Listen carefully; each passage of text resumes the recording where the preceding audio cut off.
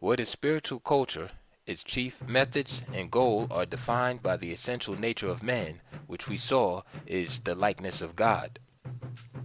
When man is born, his consciousness is confined to the three lower divisions of his spirit: the physical, animal, and concrete, intellectual, Sahu divisions of the spirit. As these irrational and divisive faculties are the only guides to his consciousness and will, his behavior is subject to error. This is the cause of all that is wrong in the world. Spiritual culture, then, is a system that methodically leads man's consciousness to the higher parts of his being, wherein dwell those faculties that contain the essence of God's attributes. In short, its goal is to raise his consciousness and spiritual power. The acquirement of wisdom, the intuitive knowledge that frees man from errors, and the spiritual power to achieve his will-making criminal acts unnecessary, is the result of achieving the goal of spiritual cultivation. We can already begin to see that not all religions share this understanding and this goal.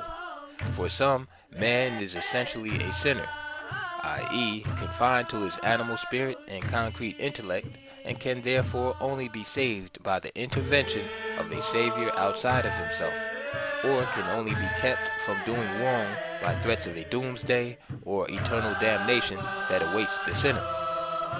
In the traditions of Canaan, its Kabbalistical teachings, and Black Dravidian India, man's salvation can only be achieved by the elevation of his consciousness to the higher part of his being and the increase of his spiritual power, that he may be free of the limitations of the physical world. Ignorance and impotence are the father and mother, respectively, of all evils in the world.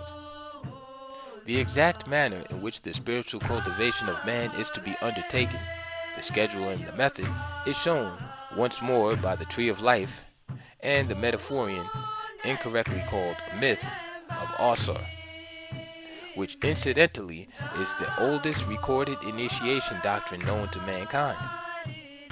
I have adapted the Greek term metaphorion to metaphorion to coin a new term to be used in place of the term myth. The distinction cannot be encapsulated by a mere definition. As you read through the following chapters, you will realize that these stories don't fit neatly into the category of allegories. Neither do they bear much similarity to the myths of Rome, Greece, the Middle East, etc. When they are related to the tree of life and to its related initiation and meditation systems, they will be seen to be poetically rendered spiritual, scientific principles. According to the story, in the most ancient of times, a Kemetic king named Asar discovered the method of raising his consciousness to the highest division of his spirit and increasing his spiritual power to its highest potential. Spheres 0, 1, 2, and 3. As a result, he was able to bring civilization, a spiritually controlled way of life, to the people, with its accompanying social harmony, peace, and prosperity. The reader must recall what was said in previous chapters regarding the Ba, or Asar man. Order in the land was maintained by a system that effectively developed the moral faculties in people, and by allowing only such men and women who had developed their moral faculties, spheres 4, 5, and 6, to hold positions of government. It wasn't long before his youngest brother, Set, symbol of the dedication of our intellectual faculties, logical and artistic, to the service of the sensuous and emotional nature, became jealous of all the adulation and homage paid to Asar. Driven by his lust for power and the rebelliousness of the animal spirit against the order and laws imposed by Asar, Set, with the assistance of a confederacy of no-gooders, the Sebal, from Sebek, deity of the 8th sphere, killed Asar. They then hacked his body into 14 pieces and scattered them all over the land. It is said that a shrine to a deity emerged at the place where a part of his body fell. Those with understanding will grasp what is implied regarding polytheism. With Asar out of the way, Set usurped the kingship. and proceeded to terrorize the world. He created the first empire, rule of a foreign power over others, and replaced the system of maintaining social order through moral cultivation with a policing system, as symbolized by the fragmenting of the body of Asar into pieces. He separated religion from the state, education, separated God from nature, from man, separated spirit from physical matter, the divine from the mundane. In short, he instituted an insidious system of dividing and segregating all things and people from each other and the whole.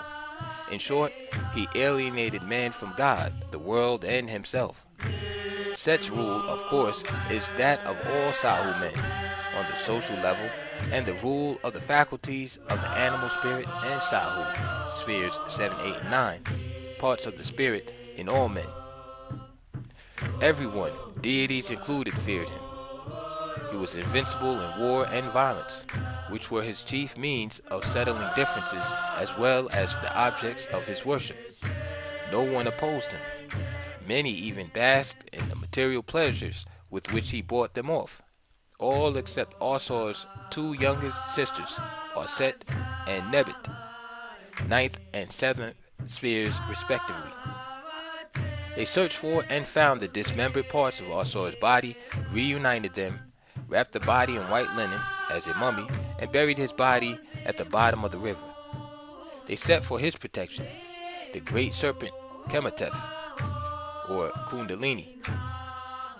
Some say that with the words of power given to her by Tahuti, others say that with Asar's choicest part, she immaculately conceived a son, Heru, to Asar, who as a legitimate heir to the throne could challenge Set, who had usurped it.